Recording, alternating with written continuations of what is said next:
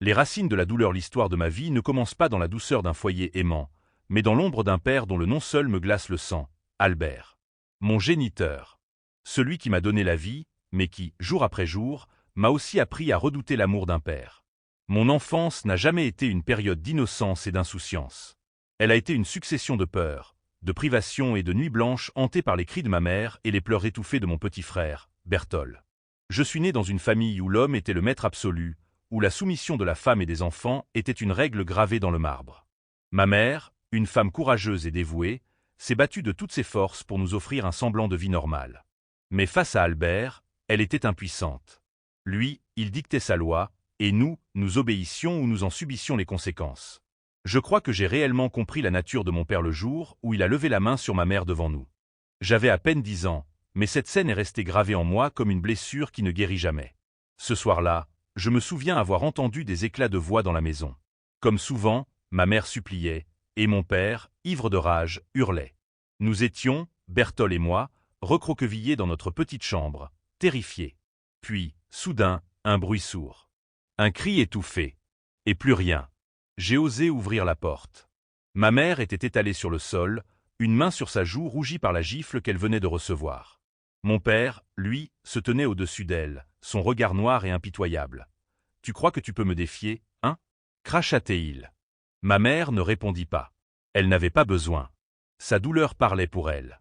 Ce soir-là, j'ai compris que l'amour d'un père ne signifiait pas grand-chose quand cet amour était empoisonné par la haine et la violence. Les années ont passé, rythmées par les disputes, les humiliations et les silences lourds de reproches. Puis un jour, l'impensable est arrivé. Mon père a quitté la maison. J'avais 15 ans. Je me souviens encore du regard de ma mère ce matin-là.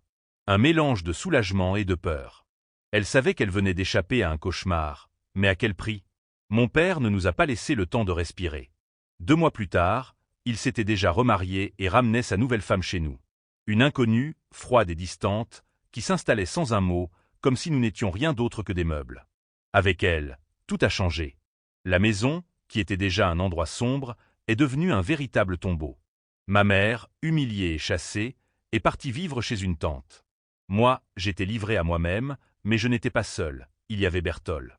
Mon petit frère. Mon seul repère dans ce chaos. Nous étions pauvres. Trop pauvres pour espérer une vie meilleure sans faire des sacrifices. Alors, nous avons travaillé. Chaque jour, après l'école, nous partions vendre des arachides bouillis et des œufs pimentés. Moi, je vendais les arachides, et Berthold, lui, les œufs. Nous traversions les quartiers, allant de maison en maison, de rue en rue, sous le soleil brûlant ou sous la pluie battante. Un jour, on s'en sortira, hein me demandait souvent Berthold. Oui, un jour. Je mentais. Parce que moi-même, je n'y croyais plus. Mais Berthold, lui, avait quelque chose de spécial. Une force invisible, une lumière qui brillait même dans les pires ténèbres. Il n'était pas bon élève. Du moins, avant. Mais du jour au lendemain, il a commencé à briller à l'école. Premier de la classe. Premier du lycée. C'était étrange. Presque trop beau pour être vrai.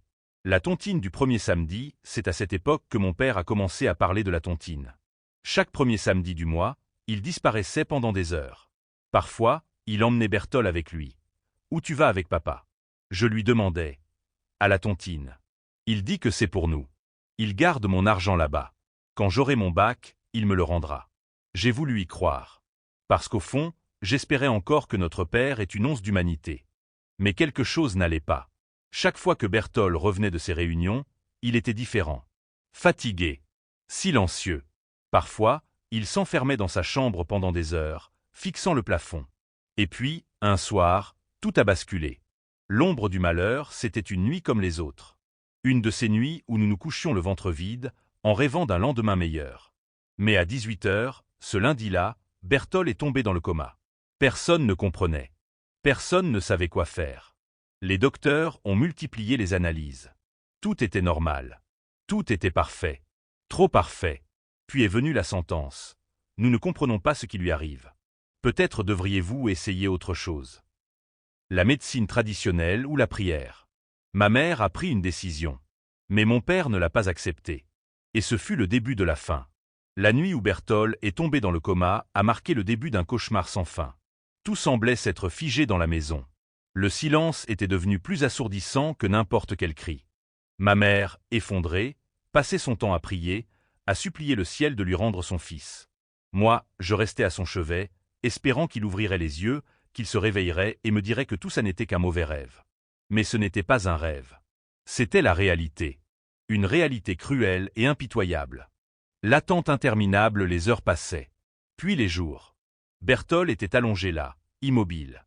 Seul le mouvement léger de sa poitrine prouvait qu'il était encore en vie. Les médecins étaient perplexes. Toutes les analyses sont normales. Il n'a aucun problème physique. Son cerveau fonctionne parfaitement. Mais il ne réagit pas. C'était un mystère. Un mystère qui nous dépassait tous. Un lundi soir, après presque 24 heures d'angoisse, il a enfin ouvert les yeux. J'ai ressenti un soulagement indescriptible. Berthold, tu m'entends? Il a tourné la tête vers moi. Ses yeux étaient remplis d'un vide effrayant.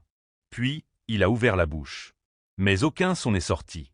Mon petit frère, celui qui avait tant d'ambition, tant de rêves, ne pouvait plus parler. Le verdict de l'incompréhensible, les médecins ont refait des tests. Il n'a rien. Sa gorge est intacte. Ses cordes vocales fonctionnent parfaitement. Alors pourquoi il ne parle plus? A demandé ma mère en larmes. On ne sait pas. Ce fut la phrase qui marqua le début de notre descente aux enfers. Ma mère ne pouvait pas accepter cette fatalité. On doit essayer autre chose, Raphaël. Autre chose, la médecine traditionnelle. Les pasteurs. Quelqu'un doit savoir ce qui se passe. J'ai senti une peur grandir en moi. Ce n'était plus une simple maladie. C'était autre chose. Quelque chose qui nous dépassait. Un combat entre foi et obscurité. Quand ma mère a évoqué l'idée d'emmener Berthold chez un pasteur, mon père est entré dans une colère noire. Hors de question. A-t-il hurlé. Mais Albert, notre fils ne parle plus.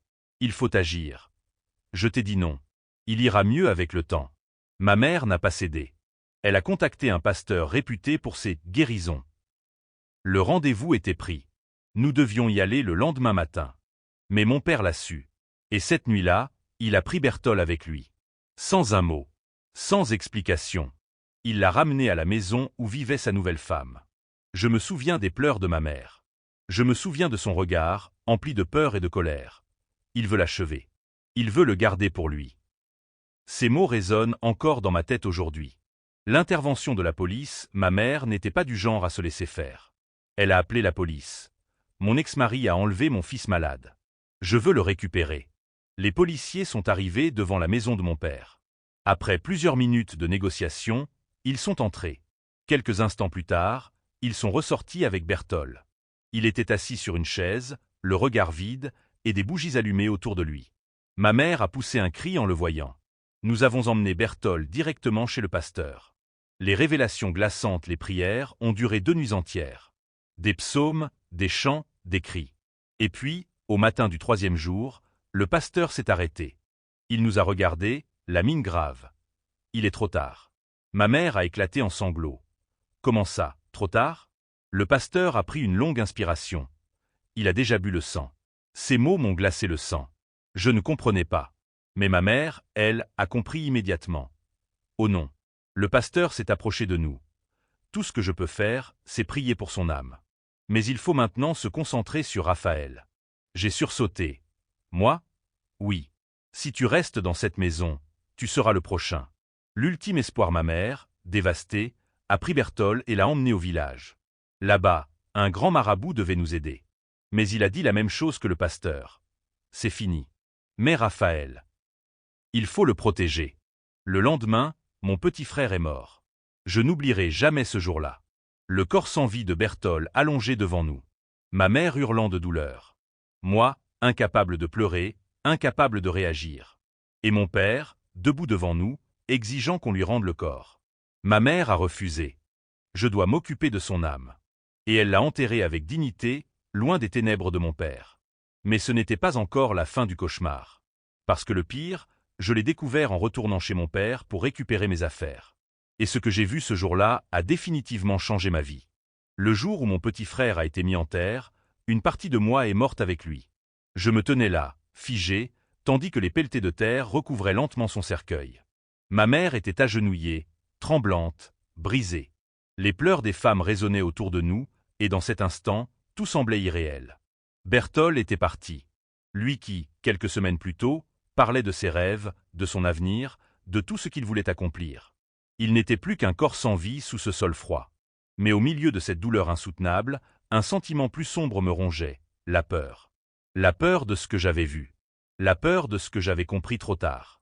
Et surtout, la peur de mon père. Retour chez l'ombre après l'enterrement, j'ai pris une décision. Je ne pouvais plus rester chez ma mère. Son chagrin était trop grand, et moi, je n'étais plus que l'ombre de moi-même. Il fallait que je récupère mes affaires et que je parte loin. Très loin. Alors, contre toute logique, je suis retourné dans la maison de mon père. Je savais que c'était risqué. Je savais que ce n'était pas une simple maison, mais un tombeau rempli de secrets. Pourtant, je devais affronter cette peur une dernière fois. Je suis entré discrètement, espérant éviter une confrontation avec Albert. Le silence régnait. J'ai traversé le couloir, mon cœur battant à tout rompre, et je suis entré dans ma chambre. Rapidement, j'ai pris mes quelques vêtements et les ai fourrés dans un sac. Mon regard s'est attardé sur la petite étagère où Berthold rangeait ses cahiers. J'ai tendu la main et en ai pris un. C'était son carnet de notes. Je l'ai serré contre moi. Puis, alors que je m'apprêtais à partir, un bruit étrange a attiré mon attention. Un murmure. Un son presque imperceptible qui semblait venir de la chambre de mon père.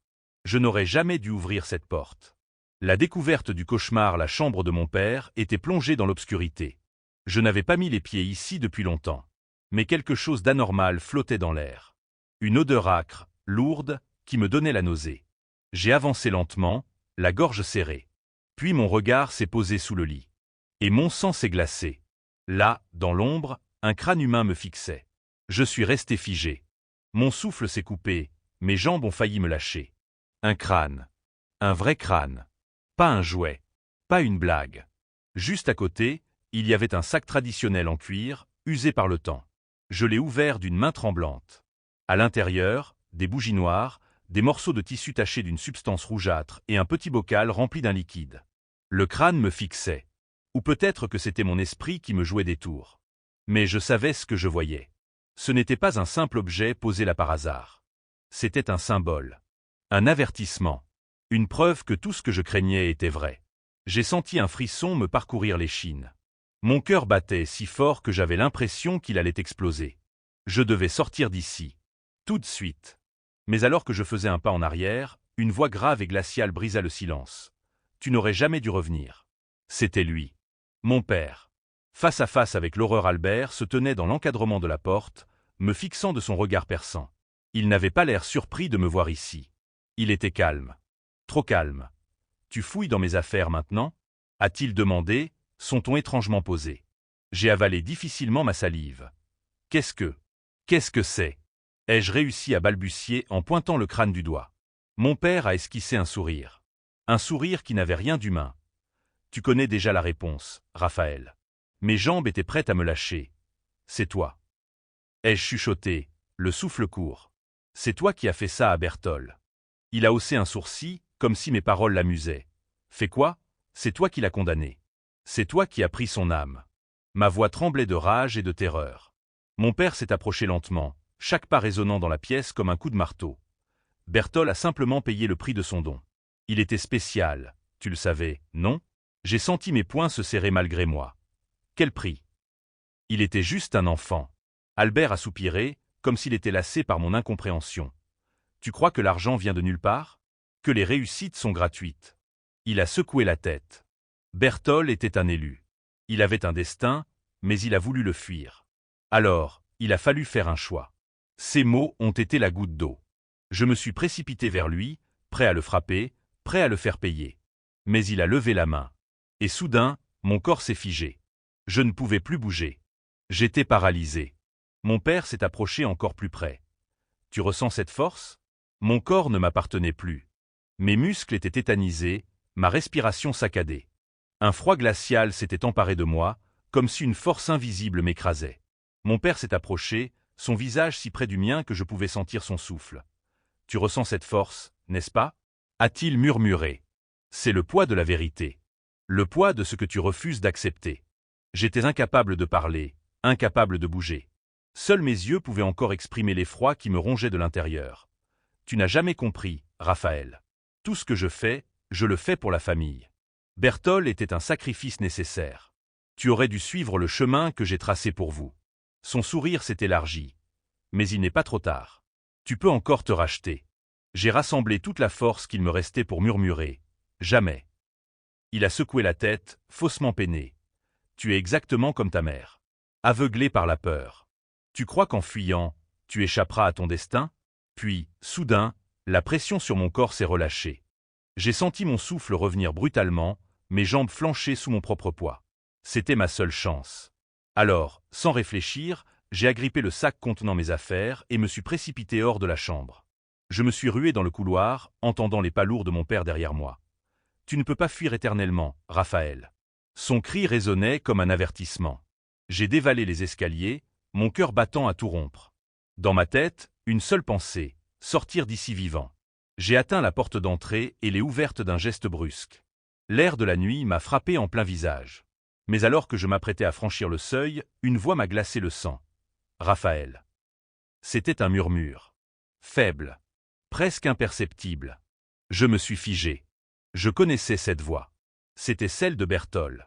J'ai tourné la tête lentement et mon regard s'est posé sur un miroir accroché au mur du salon. Et là, dans le reflet, il était là. Mon petit frère. Son visage était pâle, ses yeux remplis de tristesse et de douleur. Il me fixait, silencieux. Puis, il a levé lentement la main. Et a pointé du doigt quelque chose derrière moi. J'ai compris. Sans me retourner, j'ai couru. Je me suis engouffré dans la nuit, fuyant cette maison maudite, fuyant mon père, fuyant tout ce que j'avais connu jusqu'ici. Je ne savais pas où j'allais. Mais une chose était sûre, je ne reviendrai jamais en arrière. Épilogue. L'ombre qui me suit des années ont passé depuis cette nuit-là. J'ai reconstruit ma vie ailleurs, loin de cette maison, loin de mon père. Mais parfois, dans le silence de la nuit, je ressens encore une présence. Un murmure. Un regard dans l'ombre. Comme si quelque chose, ou quelqu'un, continuait de me suivre. Et chaque fois que je croise mon reflet dans un miroir, je vois Berthold. Toujours là. Toujours silencieux. Me rappelant que certaines blessures ne disparaissent jamais. Merci d'avoir suivi mon histoire jusqu'à la fin. À plus pour une prochaine histoire.